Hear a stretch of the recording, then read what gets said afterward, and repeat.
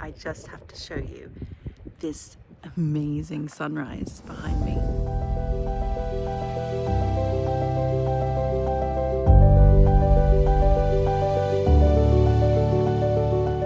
So it's been a minute since I've made a video, and I feel better for it. I'm trying not to let social media dictate what I should do because I am not an algorithm. December was lovely, but it was very stressful.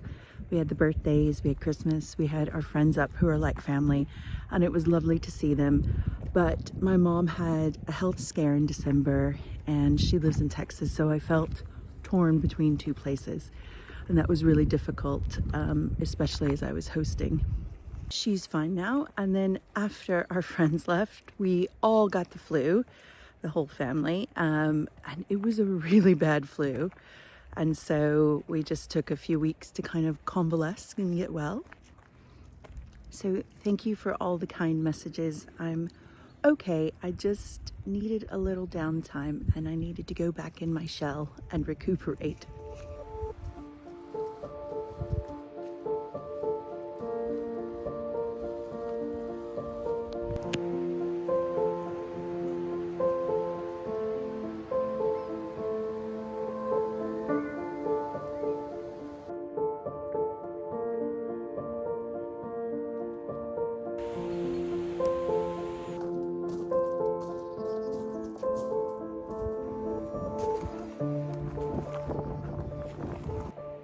But now we're in the middle of February and the earth is starting to wake up again. So it's time to start thinking about what needs to be done in the garden. So I've been slowly taking apart the buddleia that is in the fruit cage. I think this first year we're just going to work with the infrastructure that we have and see how that goes. But I do need to clear it out a little bit so that we can see the raspberry canes and the currants.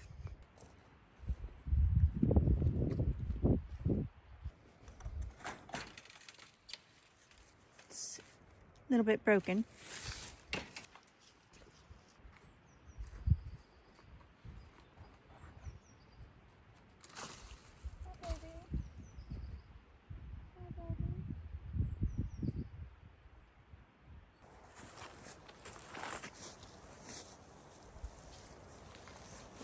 Oh, baby, watch out.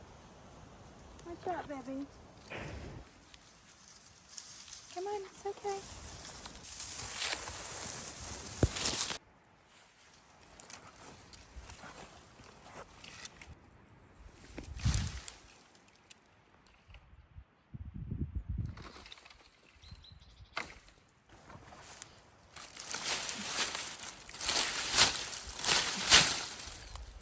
Yeah, that's not going anywhere.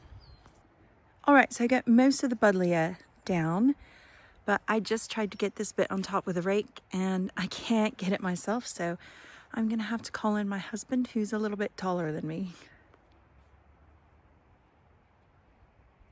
I'm well aware of having a YouTube channel and then talking about how much healthier I was off of social media on my YouTube channel, but the reality is that is absolutely true.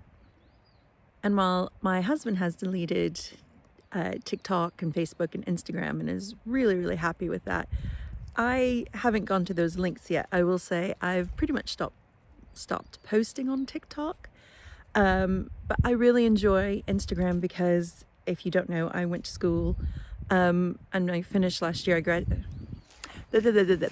Anyway, last year I got a degree in photography and I really enjoy having a platform to share that with other people. And it is also all about the house and what we're doing here as well.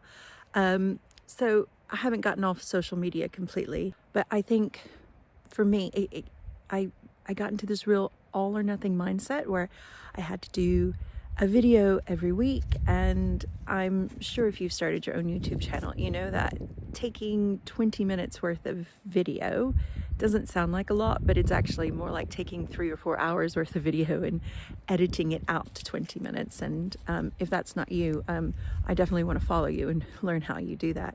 But, and also coming up with content ideas and what to talk about and trying to be new and inventive. And so I was just much happier in January, kind of following my dopamine trail and seeing where it led me. And I guess that is what today's neurodivergent talk is about how I think neurodivergent people have a penchant for looking for outside validation.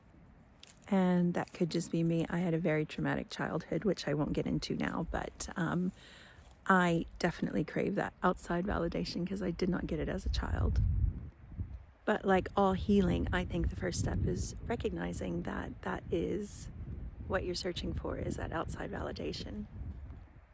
You know, for the majority of my youth as a woman, I felt like I had to look in a certain way and act a certain way. And for me, it wasn't natural. I've always felt kind of like I was cosplaying human. And here I am in my 40s and I don't actually know what I like. And so January was lovely because I just did things that I liked to do. And here's something I learned. I really like to build things. But my ADHD starts a project and I feel like I'm running a daycare center where my autism is just picking up constantly after my ADHD. So my last 2 years of university, and university by, I mean just a few years ago. So 2 years ago, I was medicated for my ADHD and it definitely helped me write papers and it definitely helped me focus. But I felt like it also caused as many problems as it helped. I felt like because there was the latent autism underneath, I became much more autistic on the medicine. And actually the sensory overload just became even more difficult to manage because I was focused. Where I think when you're kind of chasing that dopamine trail, some other sensory things just kind of skirt past you, but that's not true when you're absolutely wired in on a particular thing. So I'm no longer medicated, but that does mean living a normal life is a little bit more difficult. I have really big problems with doing small things. But one thing that has really helped is I'm trying to work on asking for help. And I think if you're a traumatized neurodivergent child, you've probably gotten through most of your life by just kind of hunkering down, muscling through it, and doing it without any help. And you're probably extremely self-sufficient. But actually asking for help, especially with my husband, has really made me feel a lot better. I'll give you an example. So I bought a barber coat a few years ago and I wore this thing into the ground and it needed to be re-waxed. But as simple as it was just going onto the website and printing out like the label and taking it to the post office, oh my gosh, that sounds so simple. They do it for you. It costs £50 because I even bought the wax to do it myself, but that has been in the cupboard for over a year now. So for Valentine's Day, I said, instead of getting me a present, could you please just sit down with me and help me get my barber jacket re-waxed? So I don't go and buy another jacket. I just take care of the one I have. And he's like, actually, I will do it for you as your present. And I would much rather have my jacket back and fixed in a few weeks than a box of chocolates. And that just made me so happy. But I had to ask for it because it's not what you would call a like traditional Valentine's Day gift, is it?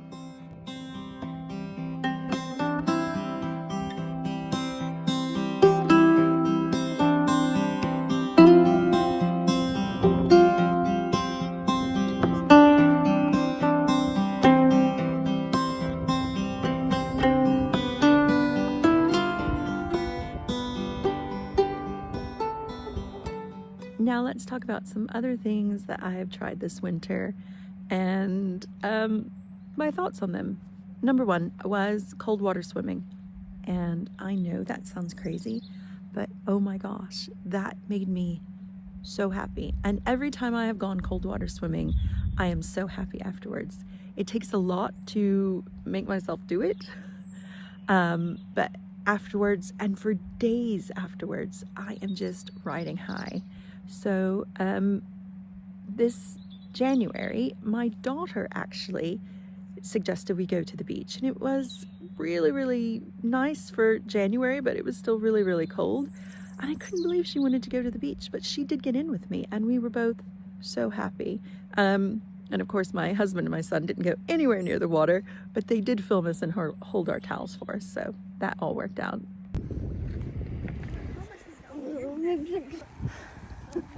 It is not insanity, it is perfectly logical reasoning to do it, so... It's okay, join me, Mama.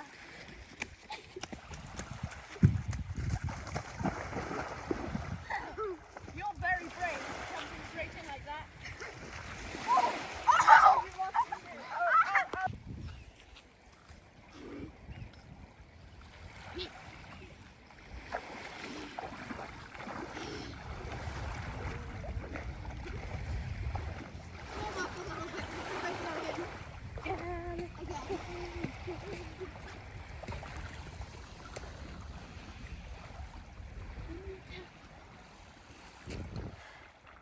She's been in for a good 15 seconds.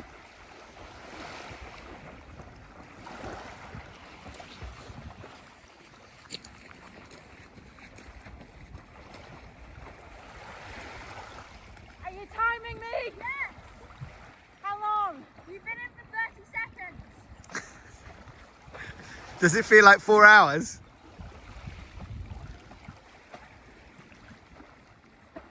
Okay, I think, how long? 45 seconds, not even a minute yet. I'm 2 minutes. Her goal was 45 minutes. Not 45 minutes, seconds. Well, as soon as you step out of the water, the timer stops. Okay, I'm going back in.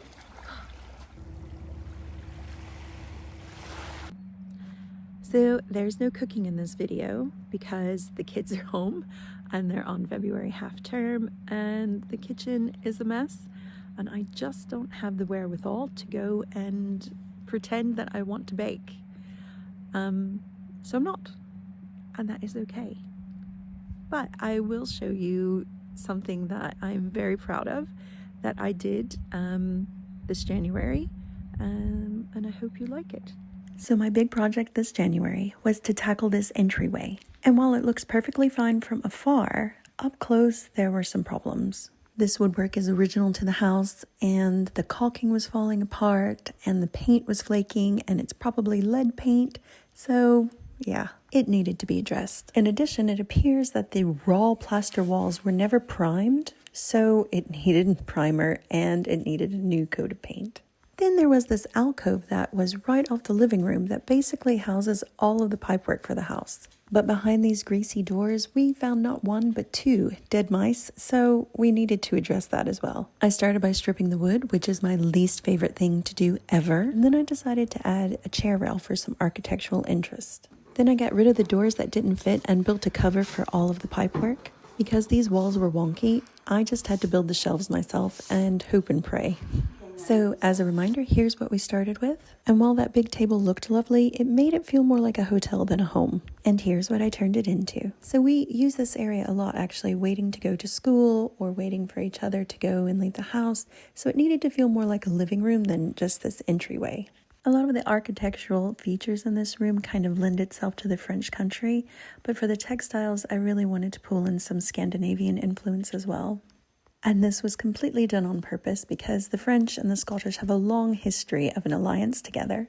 But of course, the Vikings and Scandinavia have a long intertwined history with Scotland as well. I wanted it to feel as if it had been collected over the centuries. And I cannot explain to you how proud I am of how this alcove turned out. It looks as if it's always been here. I had never built shelves before, so this was completely out of my comfort zone, but I'm so happy I did it.